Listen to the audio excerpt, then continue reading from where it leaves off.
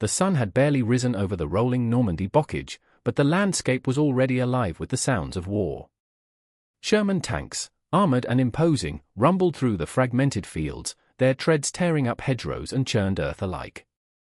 The British crews inside were tense, alert to every rustle, every unnatural movement in the thickets of shrubs and fragmented trees that formed natural cover and deadly ambush points.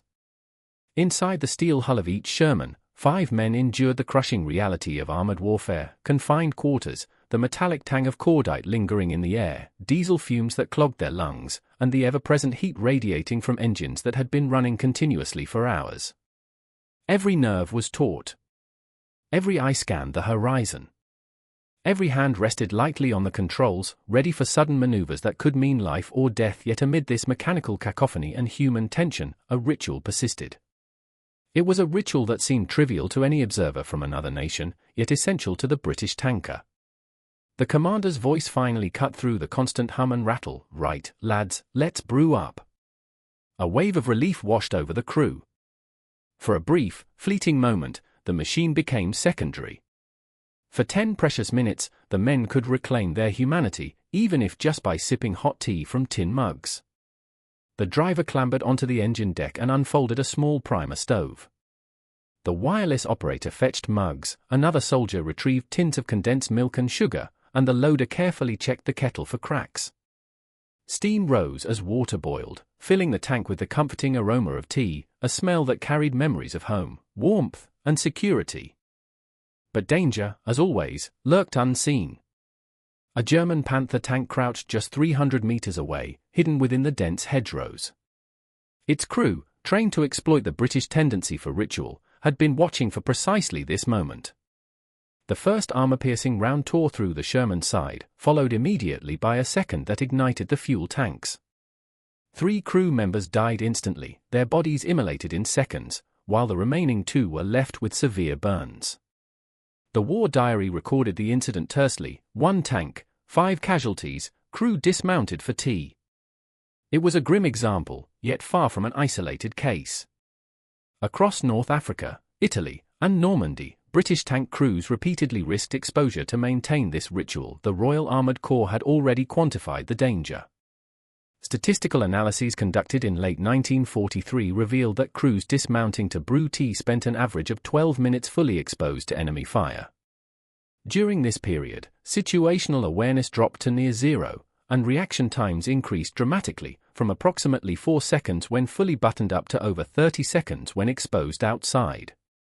In mechanized warfare, a 26-second delay could determine whether a soldier lived or died.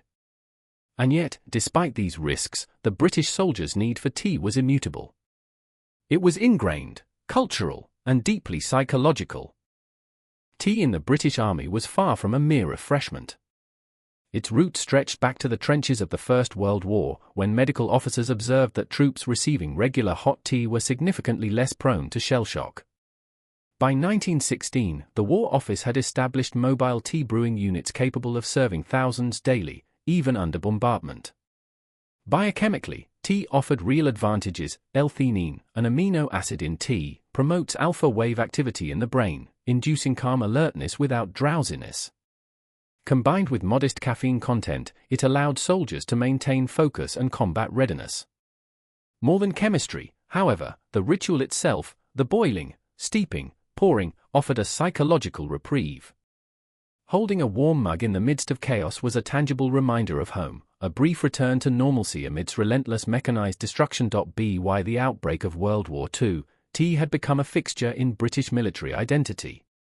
Soldiers carried kettles and tea supplies even during desperate evacuations, most famously at Dunkirk, where artillery and personal equipment were abandoned, yet the tea kettles were salvaged. Observers noted that men would ask for tea before food or medical care. It was the anchor that held morale together. In North Africa, the physiological significance of tea became more pronounced. Inside tanks, temperatures often soared above 50 degrees Celsius, leading to rapid dehydration that could impair judgment and slow reactions. Medical officers documented that crews who brewed tea regularly, despite the obvious risks, actually performed better than those who did not. The tannins aided water absorption, and the ritual enforced essential hydration breaks, critical under such extreme conditions. The North African campaigns also illustrated the consequences of neglecting the ritual. Units that exhausted their tea reserves experienced measurable declines in morale, operational efficiency, and discipline. Yet the act of brewing tea carried fatal risk. During Operation Crusader in 1941, the 22nd Armored Brigade lost 43 tanks over 17 days, 16 of them while crews were dismounted for tea. Similar patterns repeated in Tunisia, Italy, and the Normandy blockage. The Churchill tanks, despite heavy armor, could not accelerate quickly enough to evade sudden ambushes. Diaries recorded the grim irony: teapots sometimes survived attacks intact while the surrounding tank and crew lay destroyed. Unlike casualties incurred from tactical necessity, these deaths had no strategic benefit. They were the direct cost of maintaining a cultural ritual. Into this context entered Peter Garlick, a 28-year-old wireless operator who had been burned while hastily preparing tea after his tank took a hit near Tobruk. Confined to a hospital bed in Southampton, he sketched the initial designs for a device that would allow tea to be brewed safely inside tanks. Initially dismissed as frivolous by the War Office, Garlick's idea eventually gained traction thanks to Major Anthony Norman, who had lost half his crew in a similar incident. Together, they pushed the concept up the chain of command, eventually leading to the creation of the boiling vessel, BV. Designing the BV was a technical challenge. Tanks vibrated violently, temperatures ranged from -20 degrees Celsius in Russian winters to +50 in the desert, and electrical systems had to be fail-safe. Prototypes were tested extensively, with initial failures spraying boiling water across turret interiors and injuring test crews. The final design incorporated a double-walled, vacuum-insulated copper casing with a pressure relief valve and a bimetallic thermostat to prevent overheating.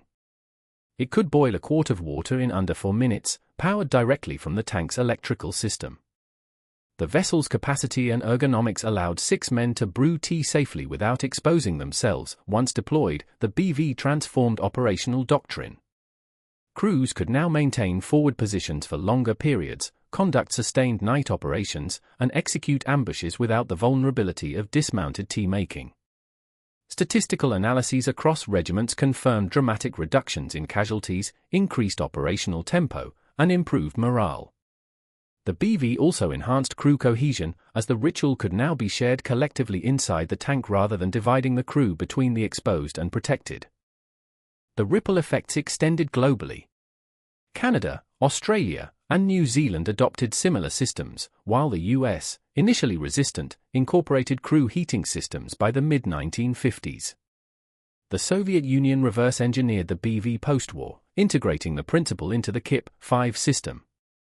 Today, main battle tanks worldwide, from the British Challenger 2 to the American M1 Abrams, feature advanced descendant systems of Garlick's original design, demonstrating the enduring operational importance of maintaining basic human comfort. Peter Garlick, who died in 1989 without seeking recognition, left a legacy that transcended a simple cup of tea. His invention saved thousands of lives, revolutionized armored warfare, and proved that the human element, morale, psychological resilience, and comfort, was as critical to military effectiveness as armor, firepower, or strategy. From the bocage of Normandy to the deserts of North Africa, from the frozen plains of Holland to the rolling hills of Italy, the story of British tankers' tea rituals and the boiling vessel reminds us that even small, human-centered innovations can change the course of warfare. Long before the thunder of Sherman tanks echoed across the bocage of Normandy, before the first shells screamed through the deserts of North Africa, and long before the British Expeditionary Force set foot in France in 1939, tea had already woven itself into the very identity of the British soldier. Its story in the military context was not merely a tale of taste or habit, but of culture, psychology, and survival. Understanding the significance of tea within the British Army requires a journey back to the 19th century, to the post-Napoleonic period, where soldiers' rations were meager, and life at the front demanded both endurance and morale. By 1815, after the battlefields of Europe had been soaked with the blood of the Napoleonic Wars, the British Army sought ways to maintain the physical and mental well-being of its troops during peacetime garrisons and overseas postings. Tea, introduced in the previous century and popularized in England as a domestic ritual, became part of soldiers' daily rations. Its inclusion was pragmatic: hot water and a familiar beverage offered a small comfort amidst the harshness of military life. Early rations provided sufficient leaves for a single strong brew per man per day, often supplemented with sugar when available. The ritual of tea drinking, even in the simplest forms, became a psychological anchor, a momentary escape from the rigidity and harshness of army life. Soldiers could take a pause, warm themselves, and reclaim a fragment of home in an environment that otherwise demanded conformity, obedience, and endurance. When the First World War erupted in 1914, the British Army discovered, almost by accident, that tea possessed a value far beyond mere comfort.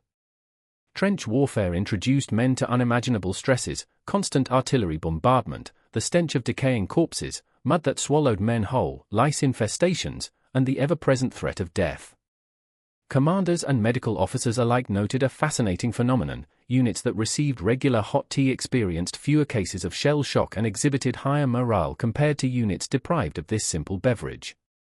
The biochemical composition of tea provided part of the answer. L-theanine, an amino acid found in tea leaves, promoted alpha-wave activity in the brain, inducing calm and focus without drowsiness. The modest caffeine content acted as a stimulant, enhancing alertness while counteracting fatigue. Even soldiers at the front, operating under extreme stress and deprived of sleep, found that a cup of tea improved their decision-making, coordination, and resilience. Recognizing this unexpected benefit, the War Office established mobile tea stations by 1916, capable of serving thousands of troops during offensives. These mobile brewers, often manned by dedicated personnel, operated under artillery fire, sometimes at the very edge of the trenches. Diaries from the Western Front recount the sight of tea men trudging through mud and shell holes with large kettles, distributing steaming cups to exhausted soldiers. It was a mundane act, yet imbued with profound significance. Soldiers describe the moment as returning briefly to life outside the trenches, a temporary reprieve from the industrialized horror of mechanized warfare. Even amidst gas attacks, machine gun fire, and relentless bombardment, the ritual of boiling water, steeping leaves, and adding milk and sugar became a sacred routine. Beyond psychological and biochemical benefits, tea also enforced small but vital practical routines. Soldiers, particularly those in frontline positions, often ignored hydration, believing that water alone was insufficient or unpalatable. Tea, however, encouraged men to drink fluids regularly, aiding in the maintenance of stamina and alertness. This simple act, repeated daily, reduced the likelihood of dehydration-related fatigue, confusion, and mistakes, errors that could prove fatal on the battlefield. It was not just comfort, it was preventive medicine, embedded in the rhythm of army life. After the First World War, the British Army codified tea as a non-negotiable element of military life.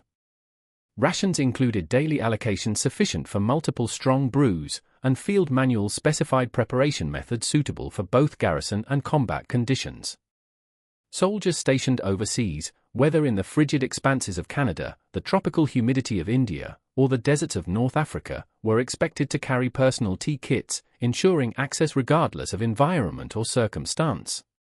Tea had become, in effect, as essential as ammunition or medical supplies, recognized officially as a psychological and operational necessity. As the world descended into the Second World War, tea's significance intensified. The British Expeditionary Force in France in 1939 and 1940 carried with them specialized equipment for brewing tea under the most chaotic conditions. Even during the retreat to Dunkirk, where artillery, vehicles, and personal possessions were abandoned in haste, soldiers clutched their tea kettles.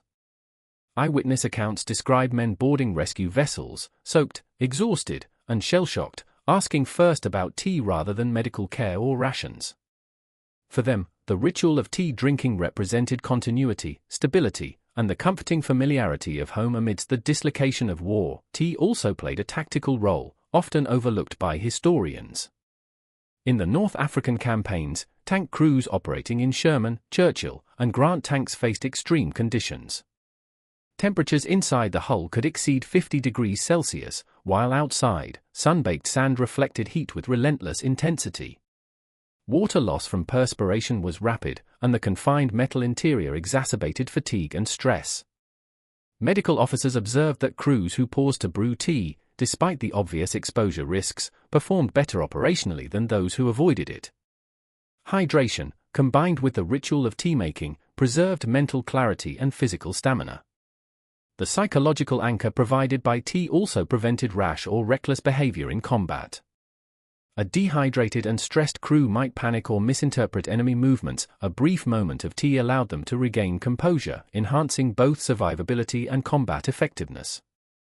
The North African campaigns also demonstrated the dangers of tea.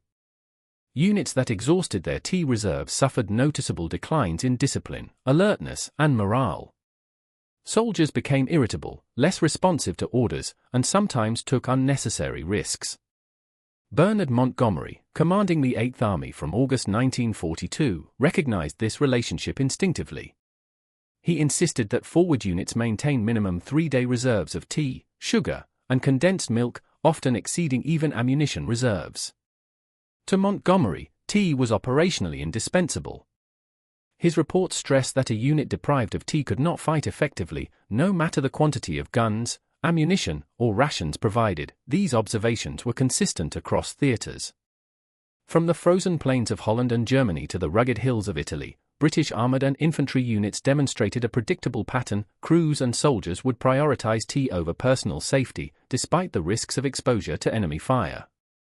Diaries, war reports, and medical records consistently highlight incidents in which soldiers suffered casualties while preparing tea, often without any tactical necessity.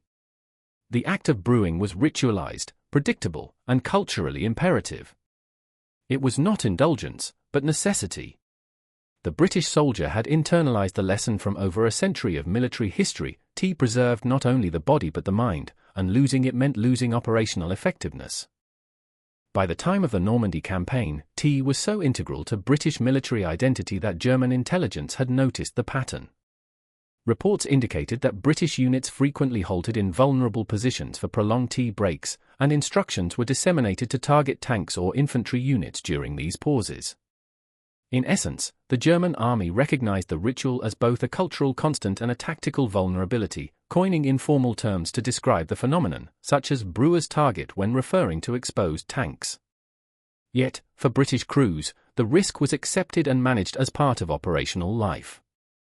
The psychological necessity of tea outweighed the apparent dangers. Beyond hydration and morale, tea served as a social instrument within military units.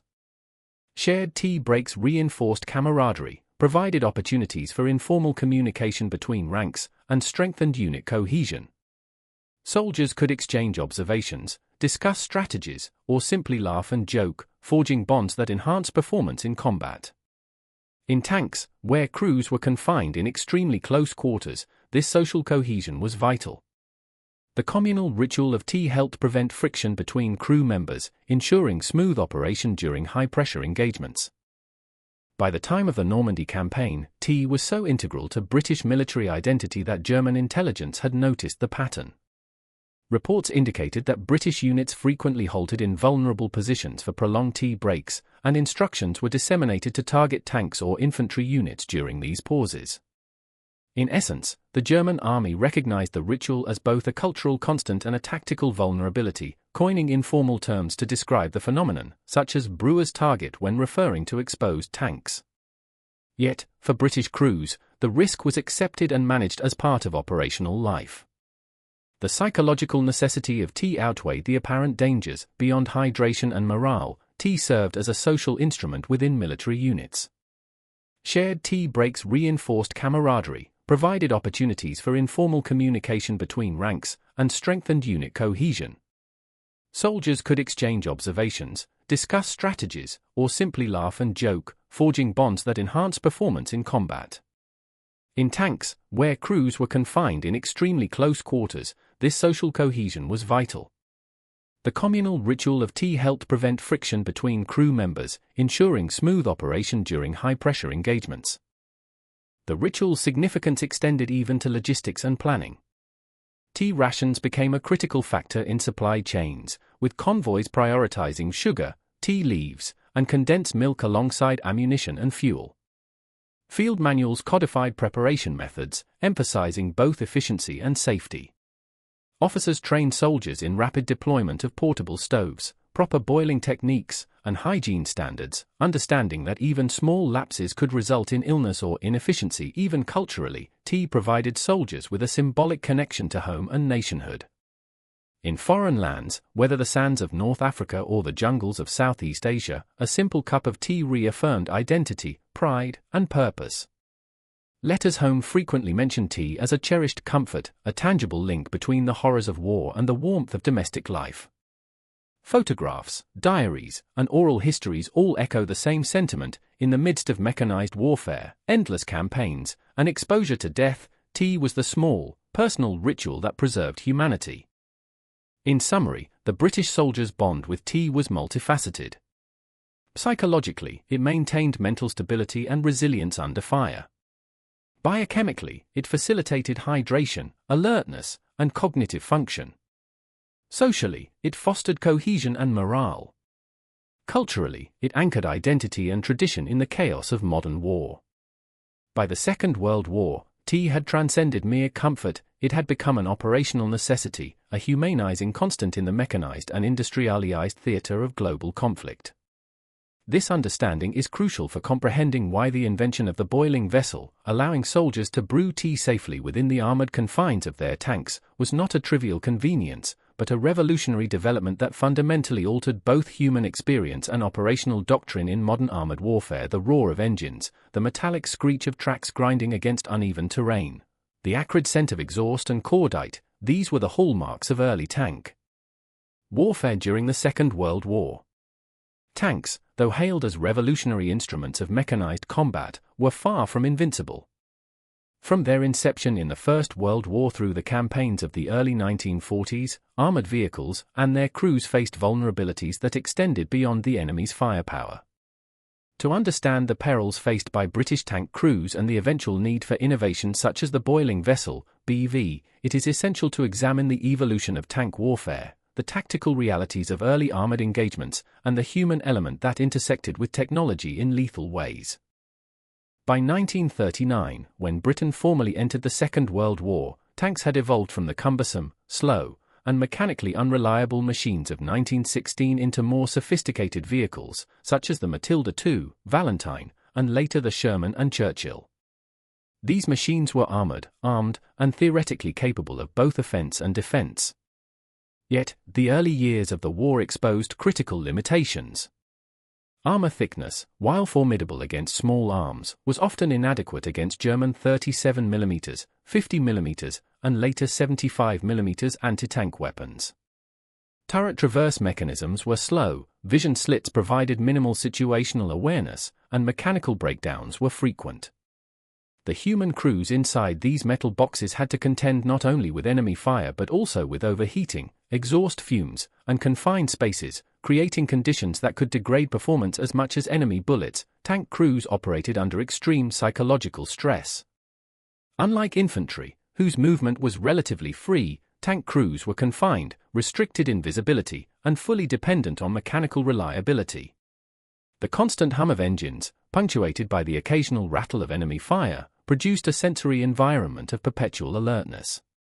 Crew members often reported a phenomenon described as a cabin claustrophobia, a state where prolonged confinement, high temperatures, and cognitive overload combined to reduce reaction time, impair judgment, and increase irritability. Mechanical failures, stalled engines, jammed tracks, and misfiring guns added a layer of uncertainty, often as deadly as direct enemy engagement. In combat zones such as Normandy, the hedgerow country amplified these dangers. Tanks could move only along narrow lanes, restricting maneuverability, and offering German defenders ideal kill zones where concealed anti-tank guns waited patiently for predictable British movement patterns.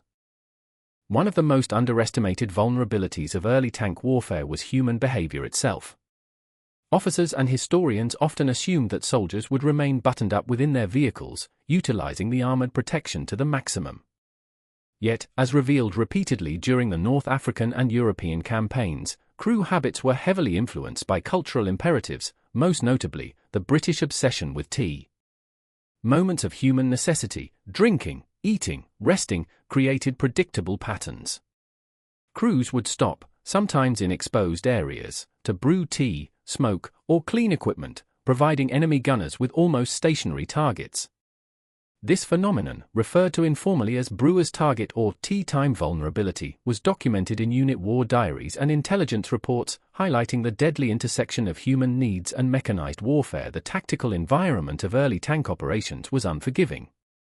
In open desert campaigns such as Operation Crusader and the battles around Tobruk, tanks faced long-range anti-tank fire, ambushes, and mines. Unlike infantry, who could disperse or take cover behind natural obstacles, tanks presented large, armored silhouettes that were difficult to conceal.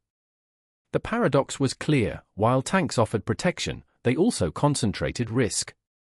Crews who ventured outside the vehicle for essential tasks, maintenance, reconnaissance, or dramatically increased their exposure. Statistics from the 22nd Armored Brigade during November 1941 reveal that out of 43 tanks lost over 17 days, 16 were destroyed while crews dismounted for tea. Nearly 37% of total losses were directly attributable to moments of vulnerability created by essential human activities, not by tactical necessity. These were deaths that could have been avoided with either procedural changes or technological innovation. Mechanical reliability posed an equally formidable challenge. Early Sherman tanks, while fast and versatile, were prone to overheating and engine failures in extreme climates. Desert operations subjected vehicles to sand ingress, clogged filters, and accelerated wear on moving parts. European campaigns introduced mud, frost, and waterlogged fields that immobilized even heavily armored vehicles. Every mechanical failure amplified crew vulnerability. A disabled tank, trapped in a hedgerow or bog, became an immediate target for anti-tank teams, artillery, and aircraft. Crews trapped inside were effectively sitting ducks, unable to maneuver or escape.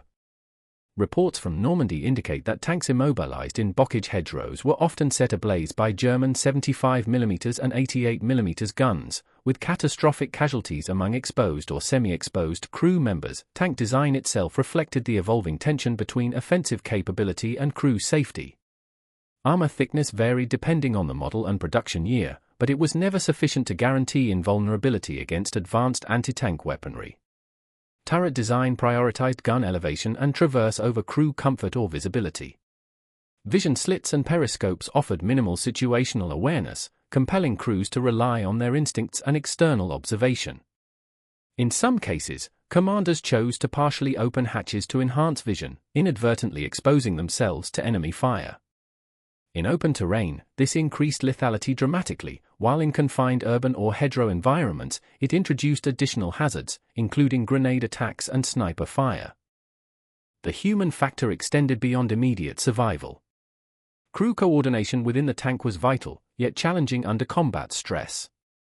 A Sherman or Churchill tank typically housed 5 men: commander, gunner, loader, driver, and wireless operator. Effective operation required seamless communication, precise timing, and coordination of multiple mechanical systems. Noise, vibration, and stress often disrupted these interactions.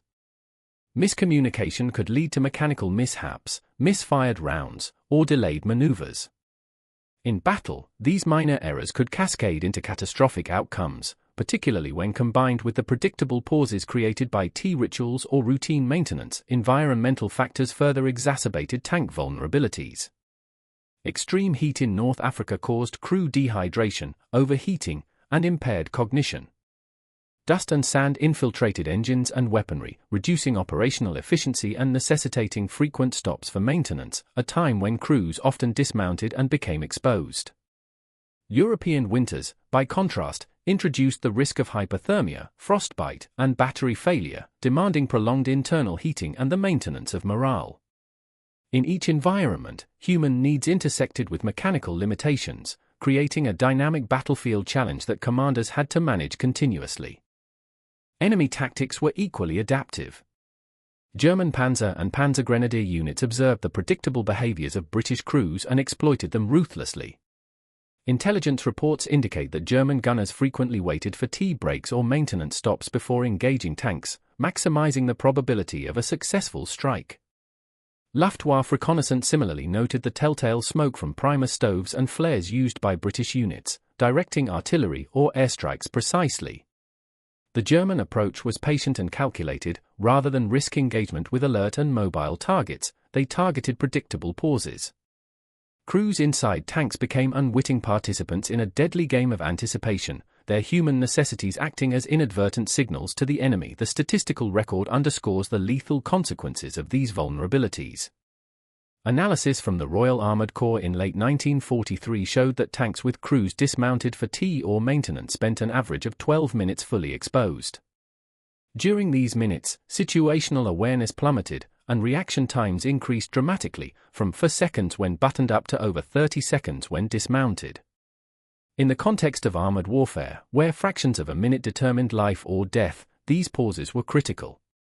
Casualties resulting from such exposures were not theoretical, they were documented and quantifiable. Units operating without adequate internal heating, hydration systems, or safe brewing mechanisms suffered disproportionately in both North Africa and Europe, highlighting the intersection of culture, necessity, and operational design. Beyond immediate battlefield survival, these vulnerabilities affected broader operational strategy. British armored doctrine had to incorporate predictable human pauses into mission planning. Commanders assumed mandatory breaks for tea, hydration, and maintenance, integrating them into timetables and operational maps. Withdrawal routes, ambush positions, and supply chains were all influenced by the knowledge that crews would inevitably need moments of vulnerability. This awareness shaped the tempo of advances, the allocation of infantry support, and the timing of engagements. In essence, early tank warfare was not solely a contest of firepower or maneuver, it was also a contest of managing human needs within lethal mechanical environments. The psychological implications of these vulnerabilities were profound.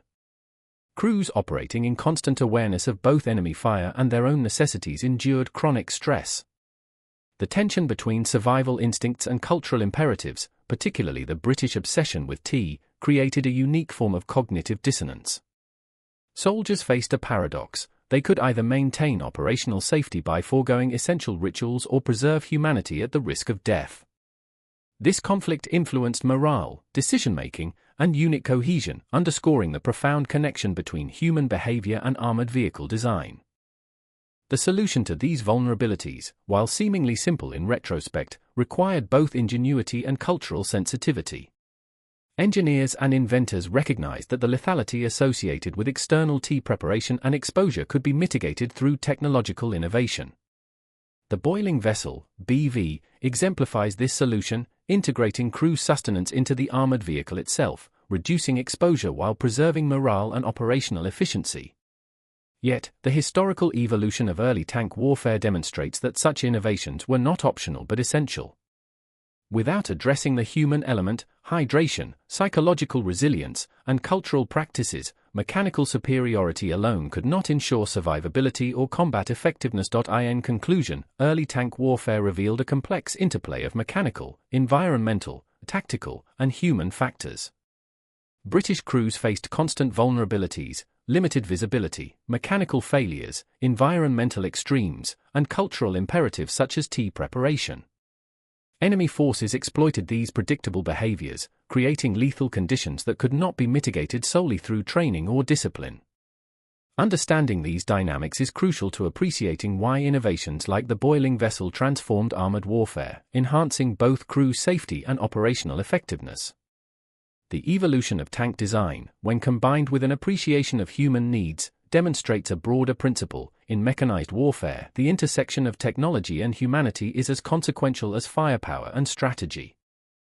By mid-1943, British armored forces were acutely aware of the deadly paradox faced by tank crews: the very rituals that preserved morale and sustained human physiology, most notably the simple act of brewing tea, were simultaneously a prime source of vulnerability.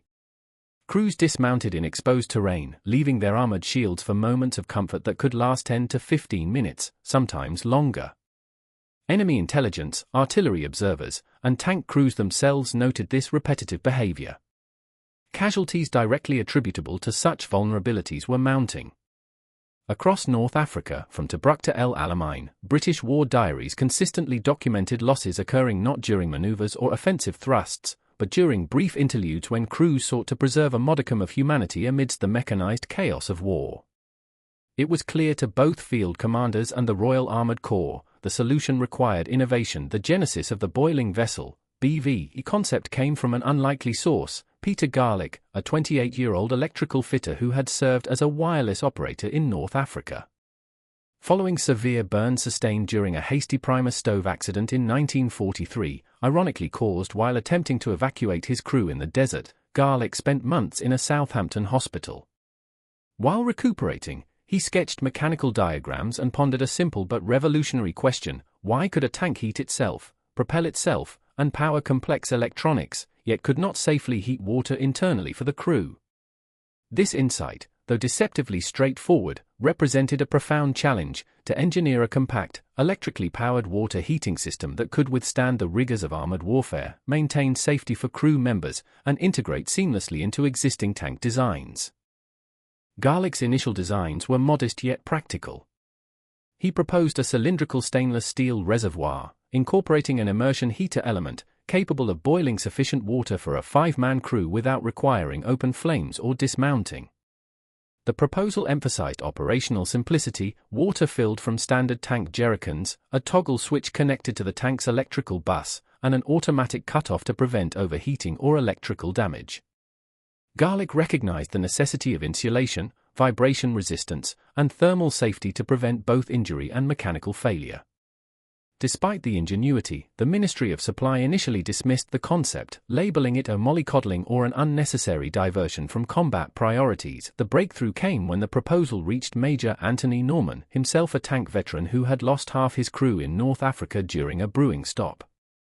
Norman immediately grasped the operational significance of Garlick's idea, championing it through bureaucratic channels to the Directorate of Tank Design.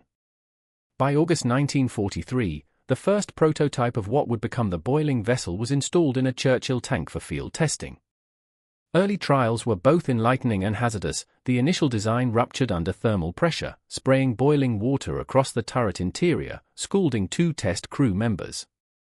These early failures highlighted the extreme engineering challenges: maintaining electrical integrity, preventing pressure-induced rupture, and insulating against shock and vibration while preserving compactness within an already constrained tank interior.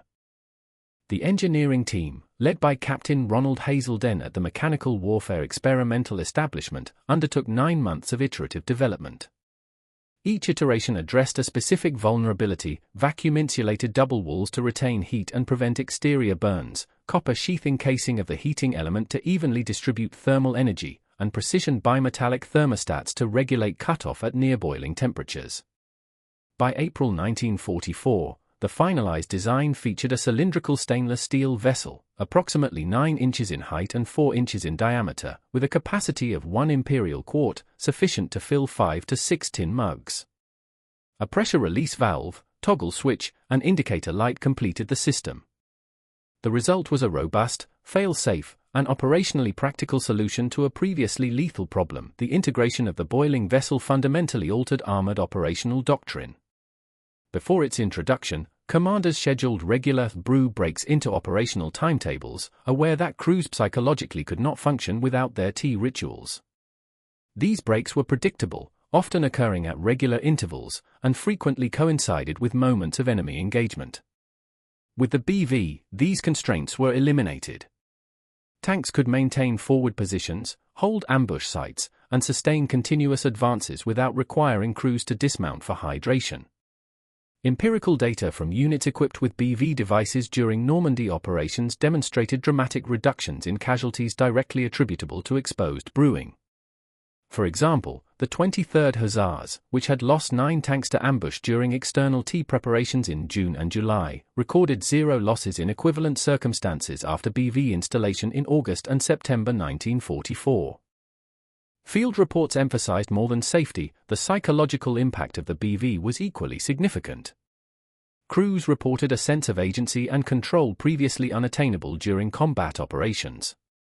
Access to hot tea, reliably and without exposure to enemy fire, created small but critical moments of normality in extreme conditions. Medical officers noted reductions in stress-related cognitive impairment, enhanced reaction times, and improvements in interpersonal cohesion among crews who shared BV-prepared tea without dismounting. The ritual of tea, long a cornerstone of British military culture, was preserved and transformed into an instrument of combat effectiveness. The operational benefits extended beyond psychological comfort. Fuel consumption patterns improved, as engines no longer needed to idle for heating purposes. Smoke discipline, a critical concern during reconnaissance and night operations, was maintained, eliminating telltale plumes from primer stoves. Night operations, previously constrained by the visibility risks of external heating, expanded in scope and effectiveness. Extended surveillance and ambush capabilities were possible, fundamentally enhancing tactical flexibility.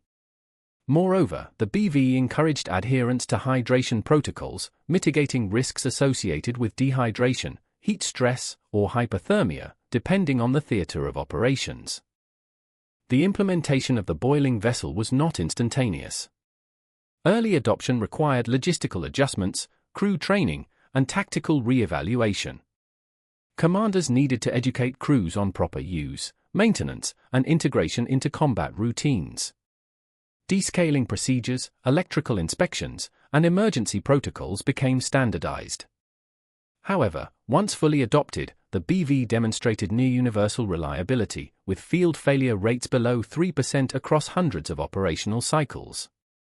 It became standard equipment in all Churchill and Sherman tanks deployed to Northwest Europe by October 1944, with subsequent installations across other armored models. The broader influence of the BV extended beyond British forces. Allied observers, including Canadian and Australian armoured units, quickly recognised the operational advantages. The Canadian Army mandated BV installation in all new armoured vehicles by 1947, followed by Australia in 1948 and New Zealand in 1950. American armoured forces, initially skeptical due to cultural preferences for cold rations and instant coffee, gradually adopted similar systems following higher casualty rates linked to dehydration and cold weather injuries during the Korean War.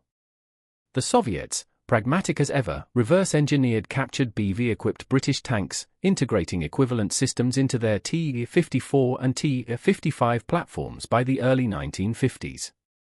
In essence, a seemingly quaint British cultural practice, brewing tea, catalyzed a worldwide re-evaluation of crew sustainment systems and operational doctrine in armored warfare. The tactical ramifications of BV adoption were profound. Commanders could maintain forward positions without predictable pauses, exploit enemy assumptions about crew behavior, and conduct deception operations with unprecedented precision. Units deliberately staged tanks in apparent vulnerability, inviting enemy fire only to reveal fully buttoned-up, alert crews prepared for immediate maneuver. Operational tempo increased dramatically, with armored divisions able to sustain continuous advances over longer periods without scheduled rest. Casualty reduction, enhanced cohesion, and improved combat effectiveness collectively demonstrated that the integration of human-centric engineering into vehicle design could yield disproportionate advantages on the battlefield. The BV also shaped post-war armored doctrine. NATO standardization agreements now include crew sustainment and water heating capabilities as mission-essential equipment, reflecting lessons first operationalized under the extreme conditions of World War II. Modern main battle tanks, from the British Challenger 2 to the American M1 Abrams and the German Leopard 2, feature integrated water heating systems capable of rapid boiling, automated temperature control, and extended thermal retention. The fundamental principle remains consistent: maintaining human comfort and operational readiness is inseparable from combat effectiveness. Peter Garlick, the individual whose insight sparked this transformation, never sought recognition or personal reward. He died in 1989, largely unknown to the broader public, yet his invention saved countless lives and permanently altered armored vehicle design philosophy. The boiling vessel, a cylindrical container of seemingly modest proportions, represents a profound acknowledgement of the human dimension in mechanized warfare. By merging culture, psychology, and engineering, the BV transformed British armored operations, enhanced survivability, and set a precedent that endures across global